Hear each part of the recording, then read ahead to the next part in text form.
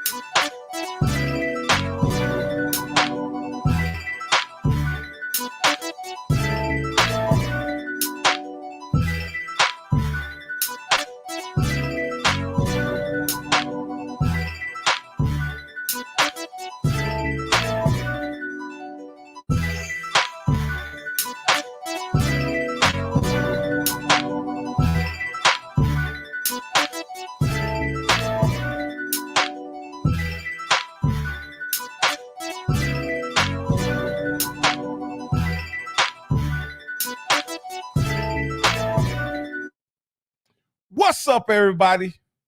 You could be anywhere in the world right now, but you're tuned in to Upon Further Review with Rocky, and I am your host, Rocky, on the Off Script Network. I want to thank you for tuning in. You can be watching all kinds of TikTok videos or whatever, but you're right here with me to discuss sports and comment and listen to my commentary. And I want to thank you for tuning in. So let me get started. Let me get it up, man. I got the number up, so you can call in at any time. Let me go ahead and set that up because I don't have it set up yet. I don't want y'all to go through this without setting it up. But yeah, I definitely want to get into this conversation, man. This is something the mob is after. The mob is after this guy, Brandon Miller. No relation. My name is Rocky Miller, so it's no relation, Brent. But the mob is after him. What I mean by the mob, the media mob. The mob is after this kid for his involvement in the murder. Is video And I quality? want to discuss that, man. I want to really dive into this conversation and actually find out what you guys think about his involvement. I have my opinions, and you'll hear them shortly. Let me get this thing going, man. If you want to call in, you guys can call in at You are the only participant in the conference. All right, yeah, you guys can call in at any time. I got you guys calling, but let's get into the comments. Let's get into it. Before we get into it, though, I wanna play a little something. I don't know if you guys will be able to hear it, but I wanted to play a little something that that was said about I won't bring the guy up. I'll just play his voice on YouTube. This is a guy by the name of Clay Travis, right? He is a national syndicated radio host. He talks about politics and sports, and so I wanted to kind of uh, play the little clip that he had for you before I kind of get into this discussion. All right, let me.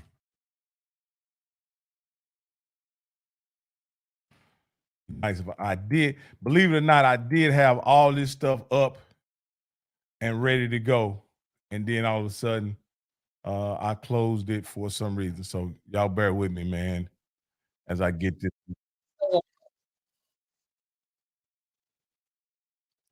All right, let me play this. Uh all right. This is a short little clip I want to play you guys of something he said yesterday.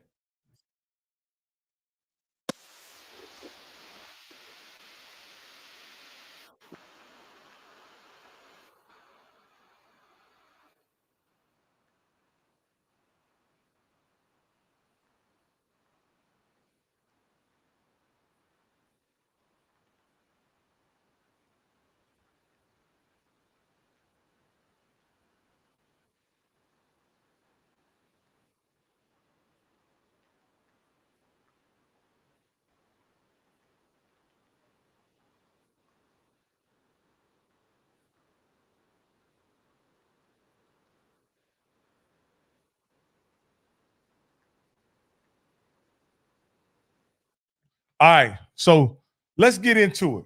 Now it's time to get into it, okay? Let me bring this up. So what I want to discuss today is Brandon Miller. Is he guilty or not? Now, I know he's not innocent. You notice the term I used, I said guilty or not. I know he's not innocent. I know he played some role, right? Knowingly or unknowingly, he played some role, right? If you guys are not familiar with the story, let me just kind of give you guys some backstory here. His teammate, Darius Miles, on January 15th, was arrested for the murder of Jamia Harris, right? He was arrested for the murder of Jamia Harris. Not only him, but also one of his friends from his hometown, Michael Davis, was also arrested for capital murder of Jamia Harris. I also want to, put it out there, but at the scene of the crime, Darius Miles was also shot. Right, he was also shot. Jamia Harris's companion returned fire and actually shot Harris. So I want to get that out there as well. Uh, uh, you want me to play it again? Okay, let me see if I can play it again. All right, I'll play it again just for y'all.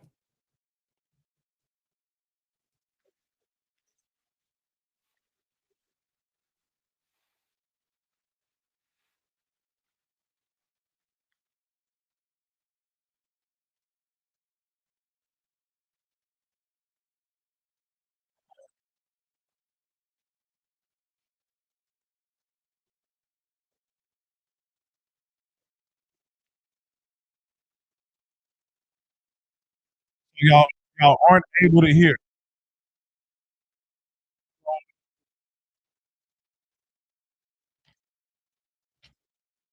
Can y'all hear it now? All right, let me replay it. Let me replay it. This is Clay Travis. This is Clay Travis from Clay. Yep.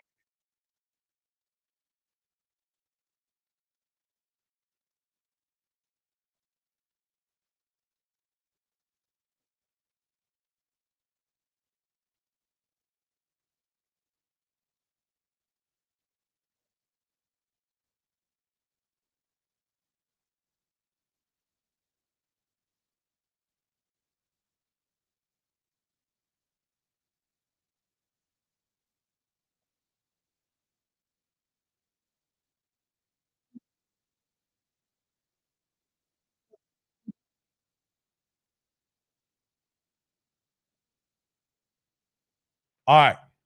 So I want to go back into it. Okay, y'all understand? So that's Clay Travis. He's not the only one out there that's saying that. He's not the only one that's saying, okay, hopefully you guys can hear that.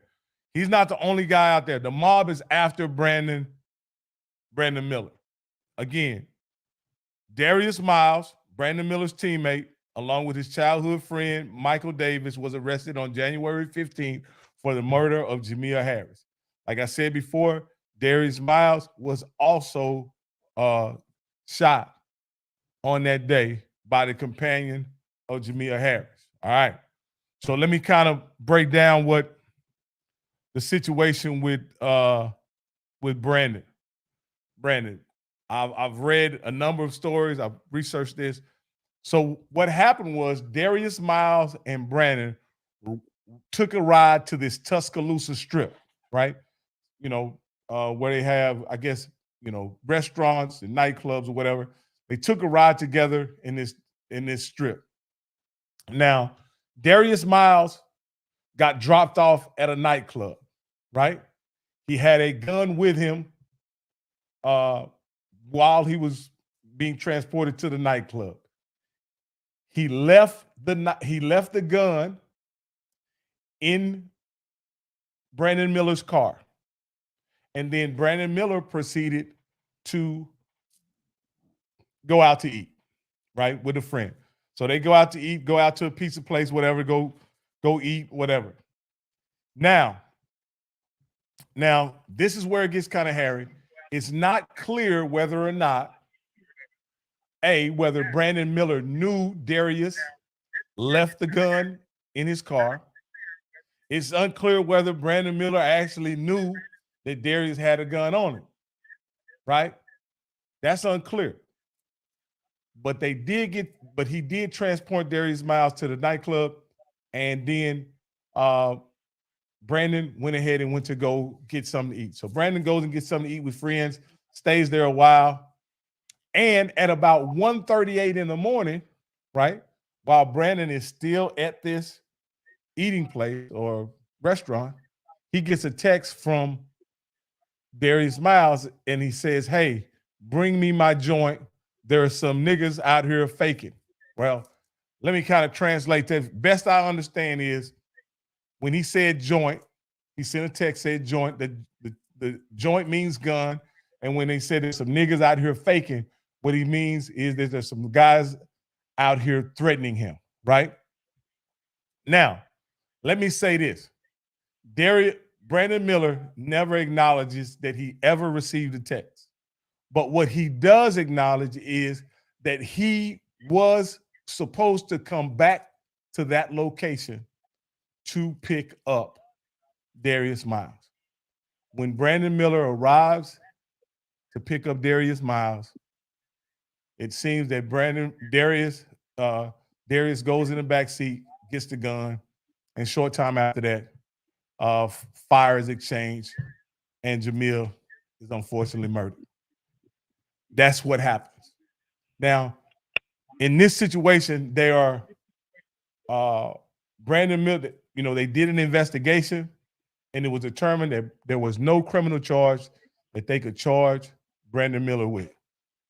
One, the firearm was legally owned by Darius Miles, right? The other deal is Brandon, to the best of their knowledge, had no idea what Darius Miles was going to do once the gun was in the possession of Darius Miles. Brandon had no idea. So, in my opinion, though Brandon may have associated him with someone who was carrying a gun, and anybody that's 21, 22 that has to have a gun on them all the time, it is my experience that they're up to no good. Now, Brandon may be guilty of associating with someone who was armed and obviously dangerous, but I don't think he was He's in a situation where he was an accessory or an accomplice to a crime. At the end of the day, Darius Miles was old enough to own a firearm. He legally owned that firearm. And even if he was returning Darius Miles' legal firearm to him, he certainly had no responsibility once Darius Miles gained possession of the gun. Again, in my opinion, he had no idea what Darius Miles was going to do once the gun got back in Darius Miles' hand. And what the mob is so upset about is what I believe they're upset about is, one, that Brandon was not arrested, and that he is allowed to continue to represent the University of Alabama. And the most important thing I think about this is why they're really upset is that the coach, the AD, and the president is standing behind this young black man as he is representing that university as a basketball player. Now, in my opinion, they're standing behind him and taking the heat because of the immense talent that Brandon Miller is. They're standing behind him because at the end of the day, Brandon Miller is a future lottery pick. He may be the best freshman in the country. That's the truth.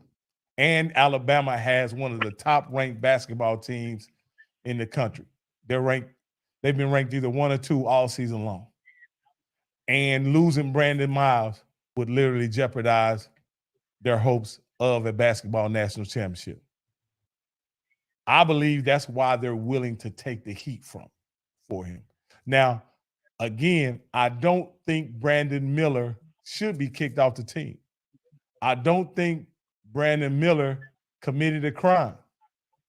However, if Brandon Miller was a walk-on or someone who was a marginal player, I don't know that they would be so inclined to stand behind him the way that they are. But that's all speculation at this point because he's not a role player. He's not a walk-on. He's a superstar, and the university, the athletic director, and the coach, Nate Oates, is standing behind Brandon. And I think they're doing what I believe is in the university's best interest, because it's in the university's best interest that they allow their top flight athlete to play basketball that gives them an opportunity to win a national championship. I really want to know what you guys think about this issue. I really want you to call in. You can give me a call at 518-318-5932. That's 518-318-5932. Now, the other aspect of this that's interesting is if the mob comes after Brandon, if the mob comes after Brandon and they continue to apply the pressure, if they continue to insist that he did something wrong, if the public outrage continues to be directed at this young man, should he just shut it down for the season and get ready to be a lottery pick in the NBA? Is the scrutiny that he's going under worth jeopardizing his mental health, for one, and his future aspirations to be an NBA basketball player? That's something to think about. It's a two-way street. Should this kid be scrutinized, put up under a microscope, unfairly, in my opinion, because he did not commit a crime and he was not responsible for what happened to Jamea Harris. He's not responsible. And the role that he played, right, was not the role of someone that contributed to this murder. Again, if you're gonna blame Brandon Miller, you also got to blame the person who sold Darius Miles the gun. You also possibly could blame the manufacturer. You could blame a lot of people if you're gonna blame Darius Miller for what happened that night on that Tuscaloosa Strip, because Brandon did no more than the person who sold the gun to Darius Miles. He delivered the gun to its owner. This is your boy Rocky. You're watching to upon further review on the off script channel. I want to thank you so much for tuning in. Please, we got 35 watchers. Please press the like. We also got a few callers in here, so let me see if I can get a few callers in here. Let me unmute. Caller, you live on the air with Rocky. Hello? Hello? Hello? Caller, you live on the air. Hello? Can you hear me?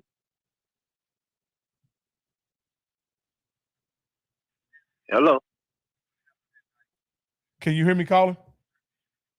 No, I can't. Hold on, let me see if I got you, caller. Caller, you live on the air. Can you hear me now, Rocky? Yeah, I hear you. I hear you just fine. Who am I? Where you calling from, sir? I'm calling from the 504. From the 504. That's in the brother. New Orleans. All right. You Go heard ahead. me? Yeah, I hear you just fine. You raised two different aspects of it. Mm-hmm. The first one is what is saving the young man is that he did not acknowledge the text message. We all done been around our phone and missed a text. That is what's saving him, meaning he did not know the full aspect of the situation that he was about to enter in. With that,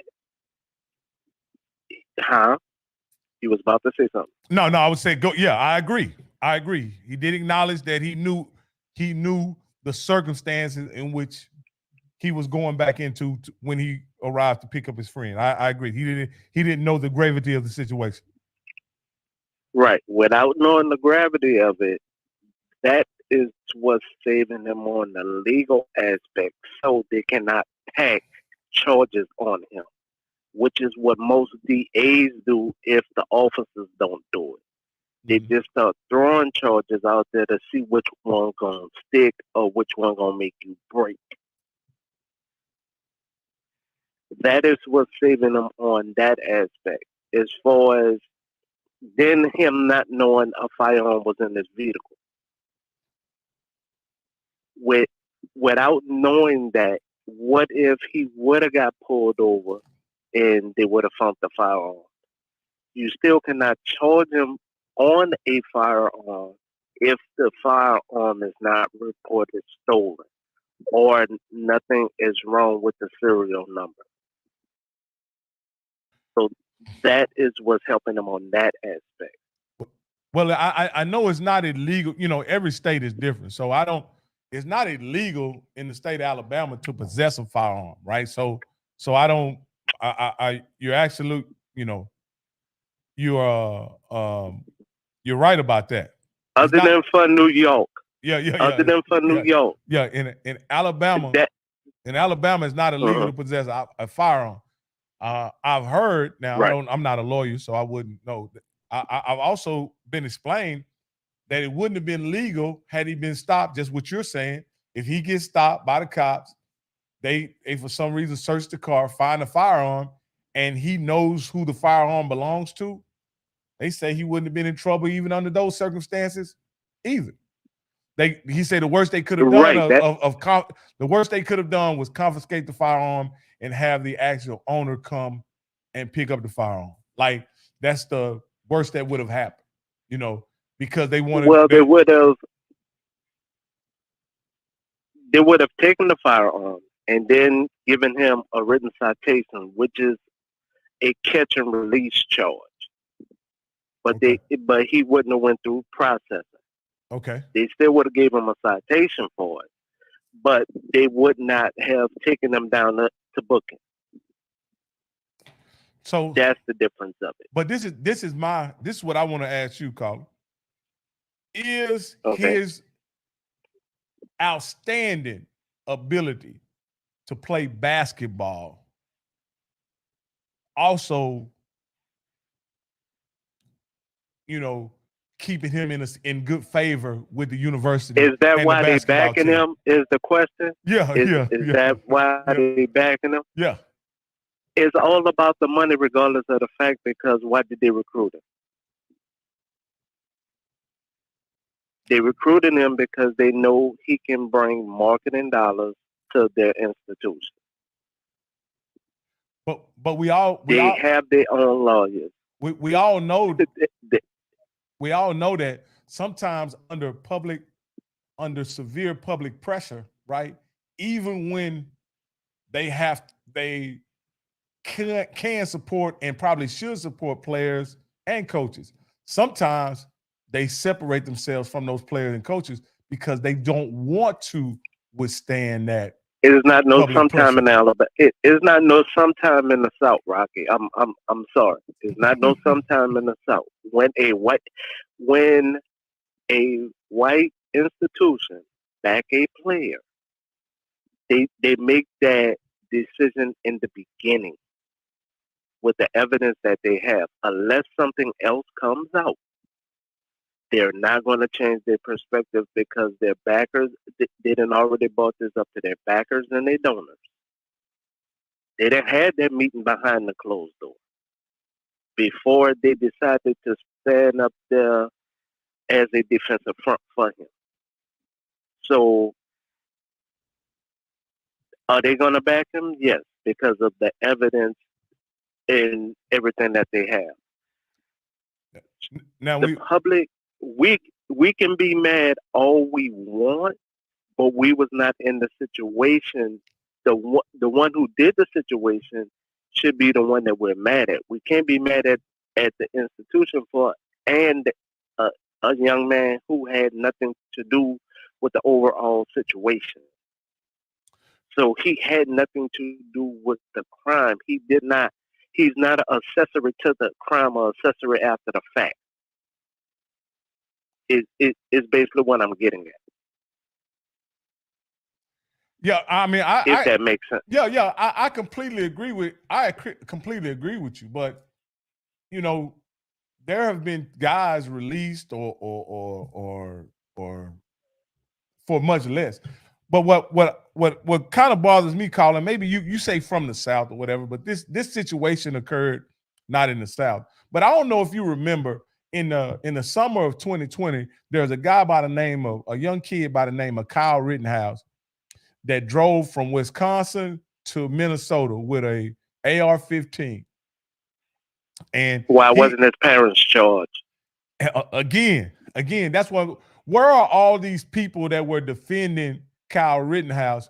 Why aren't they also defending Brandon Miller in this situation? Like the mob is coming after him, and none of these gun rights activists, none of these gun rights organizations are standing up for Brandon Miller.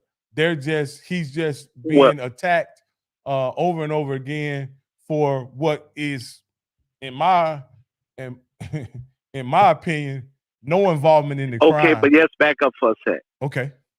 Yes, back up for a sec. And I'm glad you brought up Rittenhouse. In the Rittenhouse case, the parents should have been charged. He crossed state lines, so that should have been a state and federal charge on the parents twice. Why? Well, once again, the main thing with the Rittenhouse case, why wasn't the parents charged? They only charged him. Why?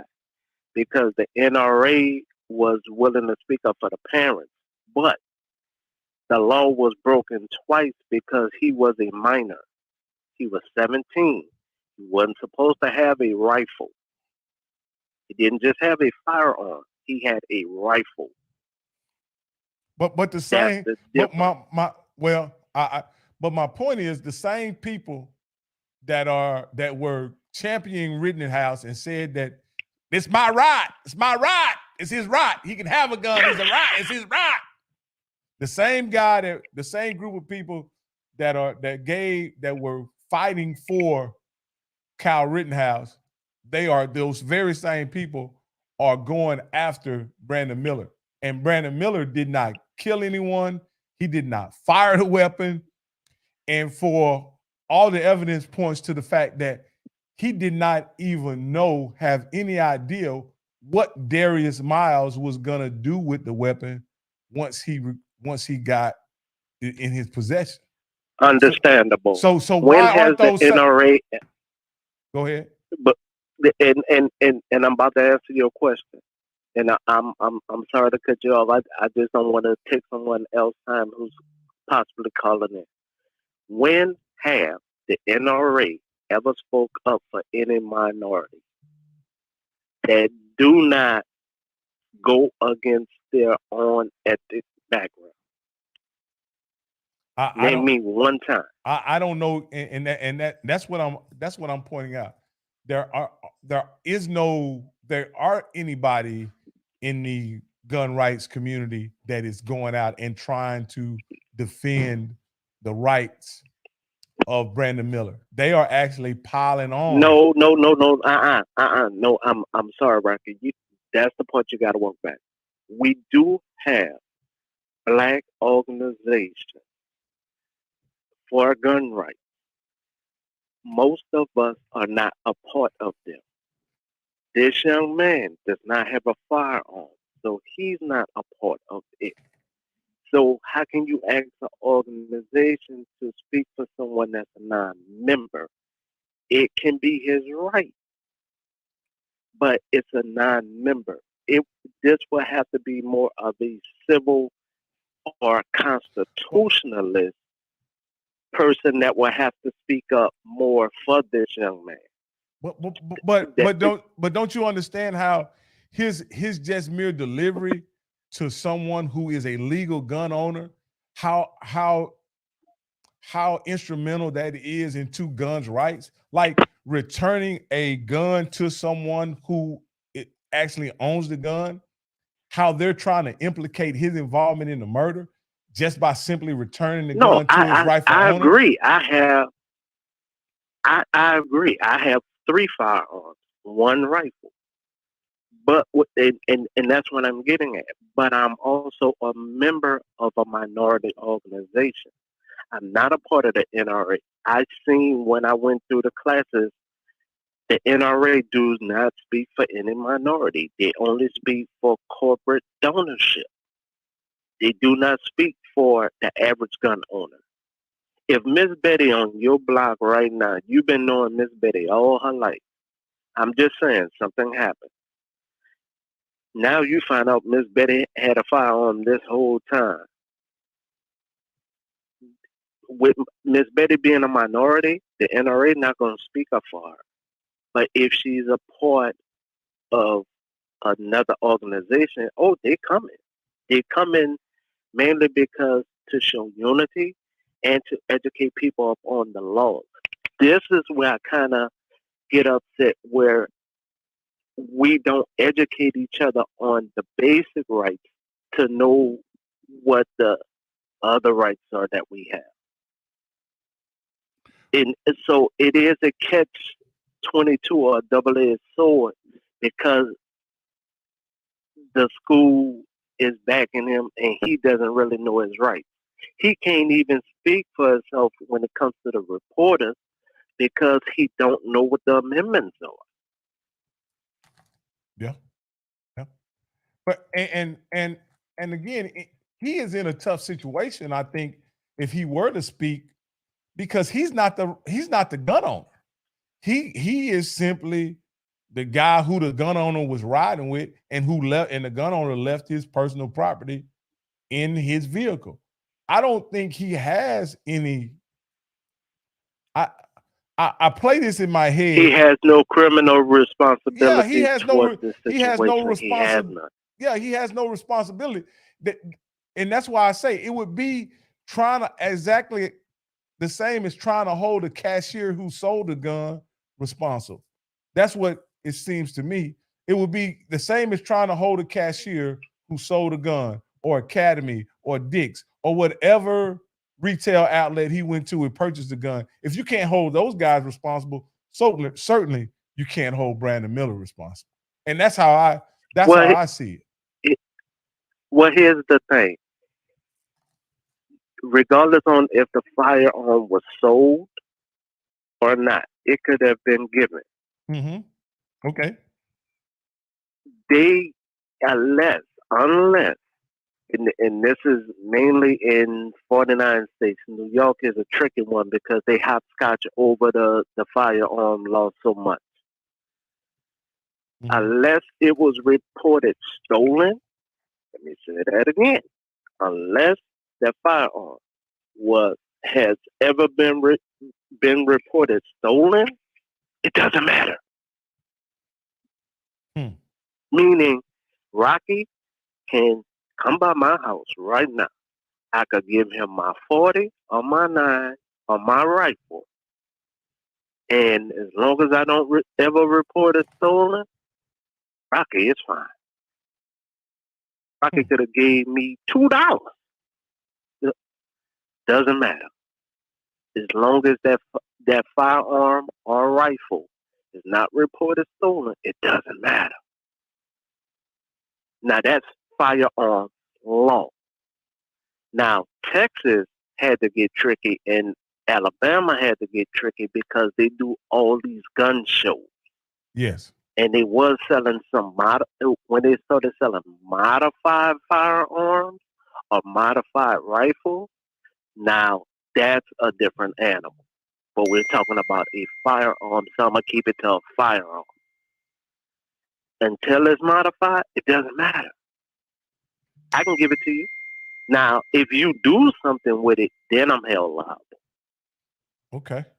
Hey man, I got one more topic I want to get to, man, before I get off tonight, man. I just want to, and you certainly are welcome to call back. And if anybody else want to call back and talk about this Brandon Miller situation, you definitely are welcome to do so. But I did want to get off tonight without talking about this one particular topic, right? Because I think it's very important for the culture, to be perfectly honest with.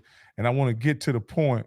I want to get to the actual comment. So bear with me as I get to it. Again, I won't show the video. I don't think I need to show the video because once y'all hear who it is, y'all gonna know who it is.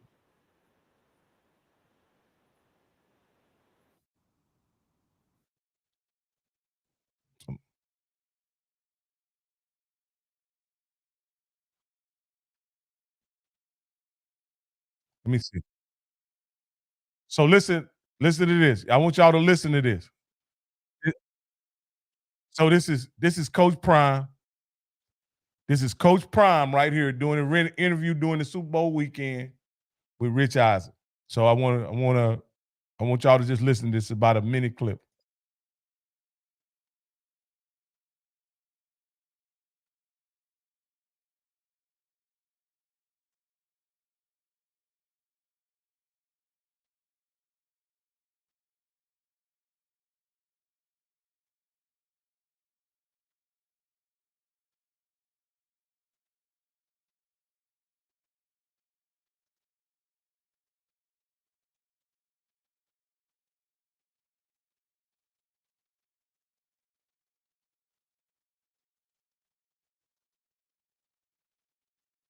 All right, were y'all able to hear that? Were y'all able to hear that? All right, I'm gonna have to bring him up then. I didn't want to do this, but I'm gonna bring him up. So hold on. My bad. I'll bring it up.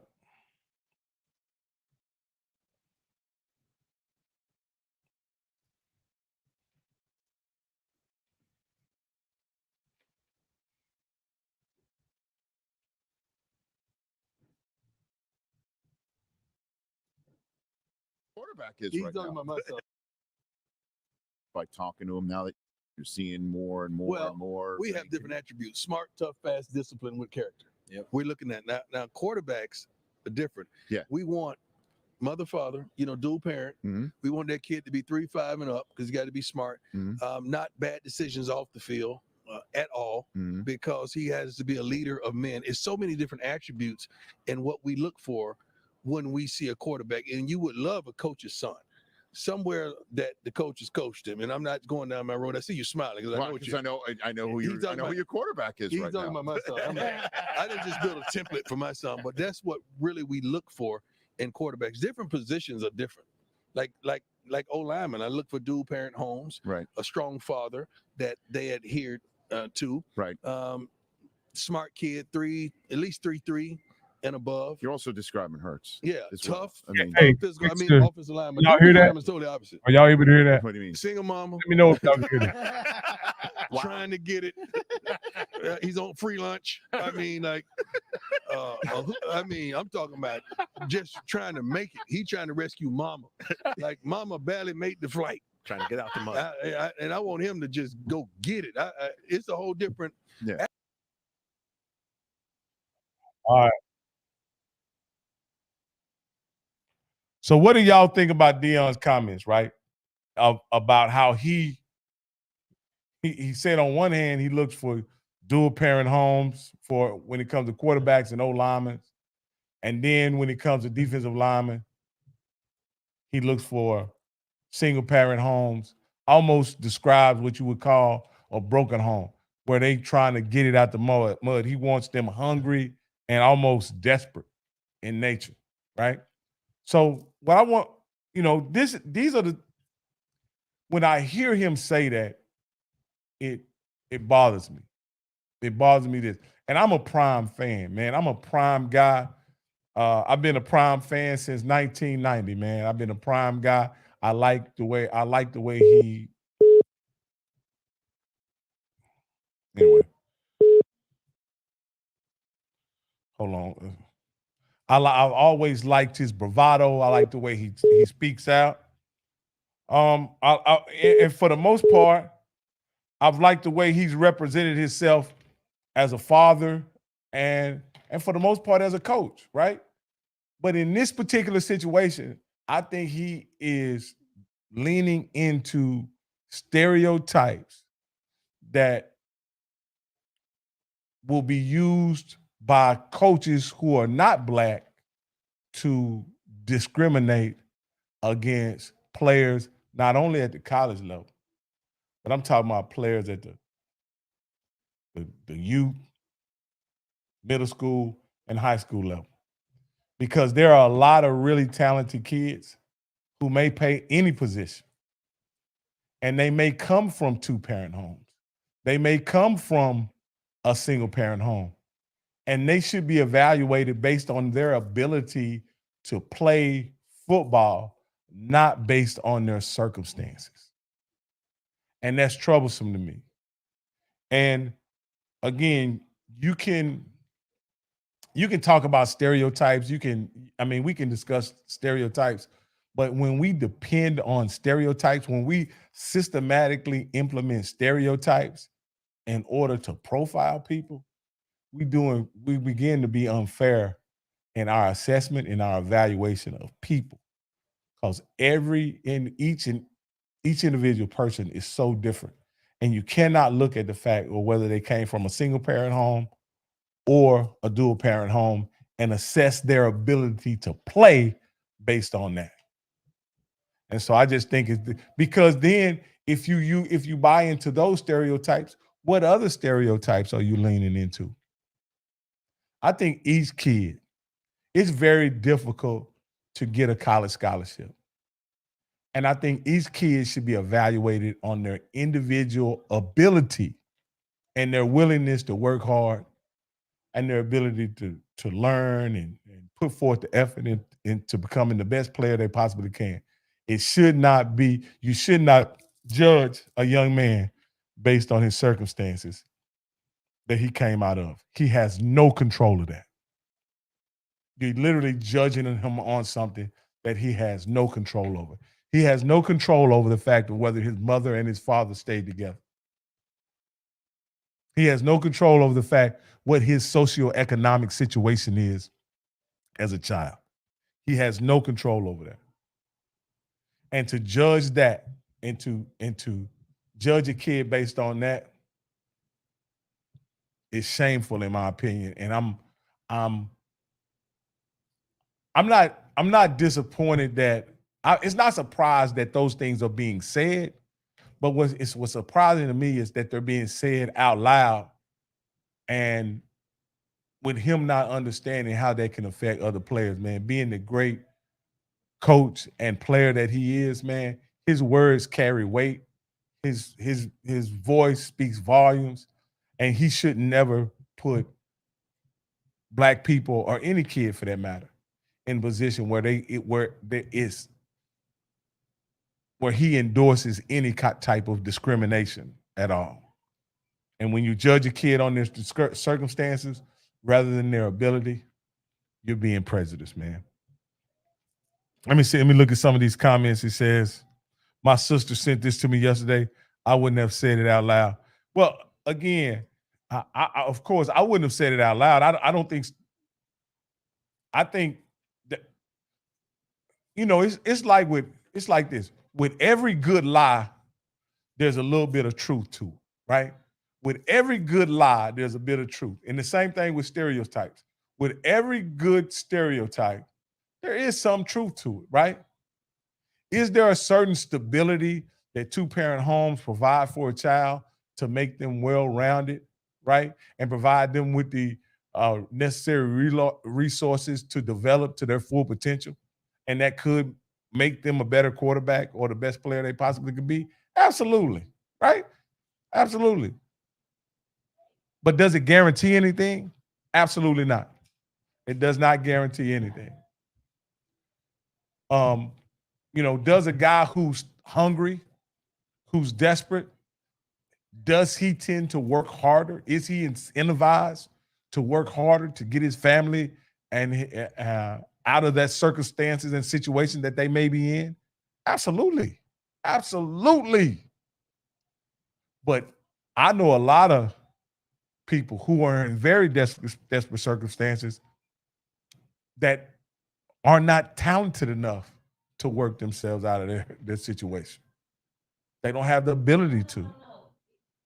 And I don't think every kid should be given anything because it's assumed that they're going to work hard just because they're poor.